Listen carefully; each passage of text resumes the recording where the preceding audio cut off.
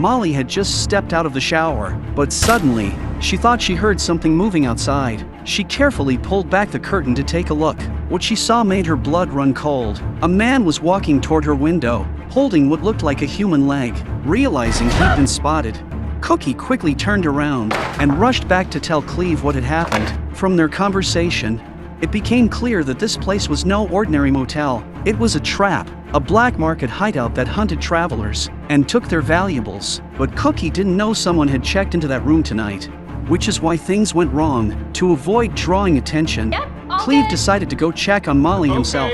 Molly knew perfectly well that these people were dangerous, but she had to stay calm, pretend she hadn't seen anything, and act natural. She quietly stepped down from the bed and hid behind the door. Trembling, Cleve told her that Cookie had just been carrying a pig leg and invited her to join them for dinner. Trying not to raise suspicion, Molly faked a headache and said she wanted to rest early. Luckily, Cleve didn't push her further. He turned around and left. The moment he was gone, Molly's fear overwhelmed her. She jammed a chair under the door handle, grabbed her phone, and tried to call the police, but there was no signal. She spent the entire night awake, shaking with fear, waiting for morning to come. The next day, when no one was around, Molly sneaked to the front desk and used the landline phone. Thankfully, it worked. She told the sheriff everything she had seen the night before and begged him to come and get her out. But since the motel was in a remote area, the sheriff told her to hide somewhere safe and wait patiently for him to arrive. What Molly didn't know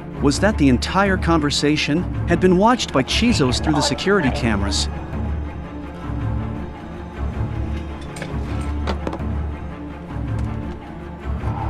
He immediately ordered Cleve and Mabel to intercept the sheriff before he got there. Meanwhile, Molly spotted a young couple driving up to the motel. As soon as she saw them heading inside, she ran as fast as she could and hid in the back seat of their car. The couple, Frank and Sally, had no idea this was a deadly place. While they sat down to order, Cookie secretly slipped sleeping pills into their coffee, then calmly placed the cups in front of them. Suddenly, the girl from earlier frantically rang a bell and pointed straight at their coffee cups. Something!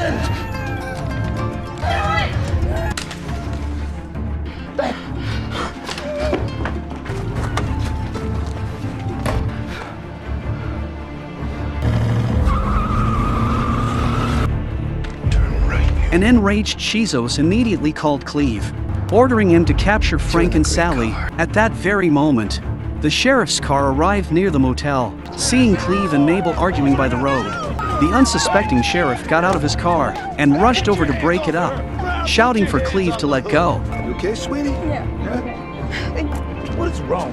What? Meanwhile, Sally looked in the rearview mirror and saw the police car speeding toward them. Not knowing what was going on, she pulled over to wait.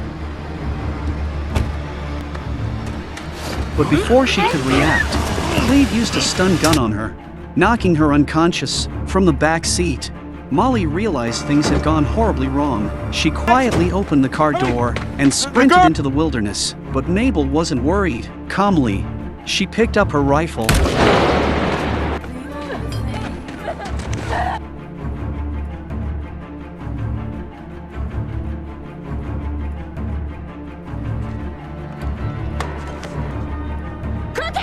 Looking at the prey piled in the car, they called Cookie over to help dispose of them. Soon after, Cleve carried Frank's limp body to the edge of a deep pit. The dry, cracked walls and countless decayed remains inside made it clear this was a place of no return. Without hesitation, he tossed the unconscious Frank into the pit. It was obvious what would happen next. If he didn't starve, the blazing sun would finish him off. On the other side, Cookie carried Sally into a hidden room. He laid her down on a table. Looking at Sally's graceful figure, he clearly had bad intentions, but not the courage to act on them. After all, she was Chizos' prey. No one was allowed to touch her. Reluctantly, Cookie placed her in a cell, locked the door, and sat quietly in a chair to keep watch. Just then, Chizos drove back to the motel. He ordered Mabel to clean Sally up, then rewarded her with a kiss. Unfortunately, Cleve happened to return at that very moment and saw everything, but all he could do was glare from afar, furious yet powerless. Before turning away in anger, Sally was jolted awake by the icy blast of a hose. She crouched in the corner, trying to shield herself with her hands, but the cruel Mabel showed not a trace of mercy. Afterward, Chizos dragged a chair into the room. He sat down and got straight to the point. He wanted to convince Sally to stay with him. Sally immediately refused, telling him she loved her boyfriend deeply and he should just give up. Surprisingly, Chizos didn't get angry. He simply turned around and went to see Frank instead. Looking down at the trapped man, he mocked him relentlessly, even praising how beautiful Sally was, exactly his type. Hearing that, Frank was furious, but there was nothing he could do except watch Chizos walk away with that smug grin. Later that night, Molly finally woke up in the back of the police car. Through the window, she saw Cleve strangling his unfaithful wife, Mabel. It seemed he had finally reached his breaking point.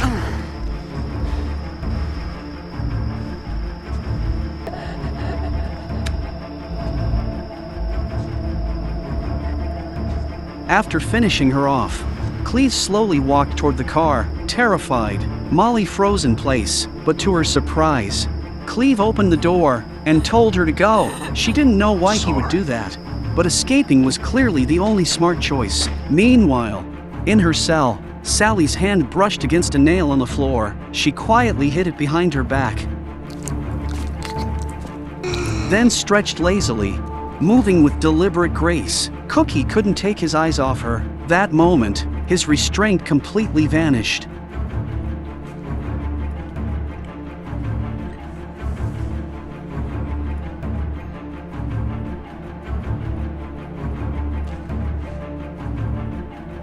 Come on, you can't get me out like.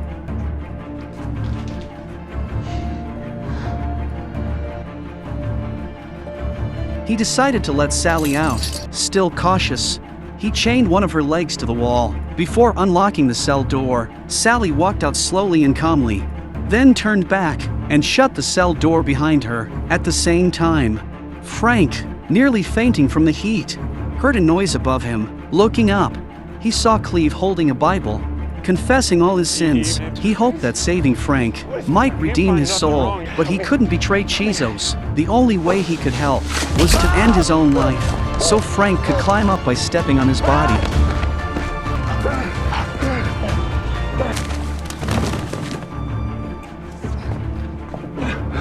Meanwhile, Sally had everything ready.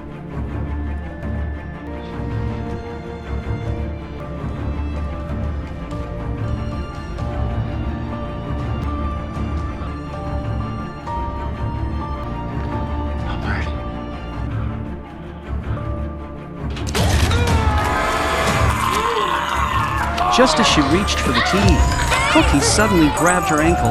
Luckily, Frank burst through the door right then.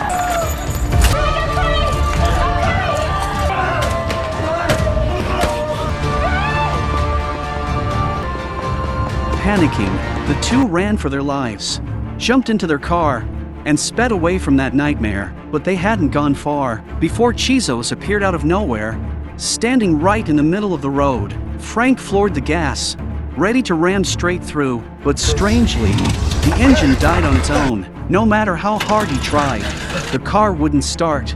As if it were cursed, Chizos slowly approached. Step by step, the two froze in fear. Frank clasped his hands, praying for a miracle, while Sally held him tightly, giving him strength. Miraculously, the engine roared back to life. They hit the gas and sped away.